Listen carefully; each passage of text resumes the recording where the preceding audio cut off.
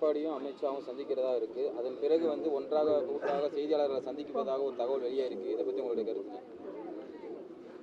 அதெல்லாம் எங்கள் பொதுச் செயலாளர் பதில் சொல்லுவார். அப்படி சந்தித்த பிறகு என்ன என்பதெல்லாம் சொல்லுவார்.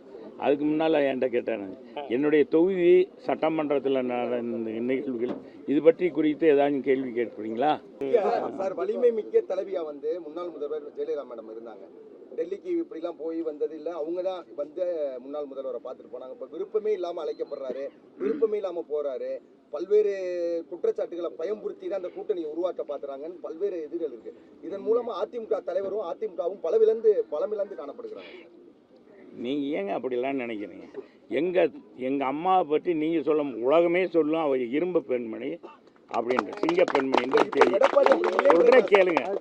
எங்கள் எடப்பாடியார், எங்கள் அம்மா 8 அடினா எங்கள் எடப்பாடியார் 16 அடி பாயக்கூடியவர். நீங்கள் அதையெல்லாம் கவலைப்படாங்க. எங்கள் பொதுச் செயலாளர் யாரையும் போய் இது போய் என்ன வலுக்கட்டாயமாக போய் யாரையும் போய் கேட்கறதும் தான் கேட்கவும் மாட்டார். அப்படிப்பட்டவராக அல்ல. அவரை நாங்கள் தலைமை ஏற்றிருக்கிற எங்கள் சிங்கக்குட்டி. அவர் சிங்க பெண்மண்ணா புரட்சி தலைவனா, அவருடைய வாரிசு சிங்கக்குட்டி.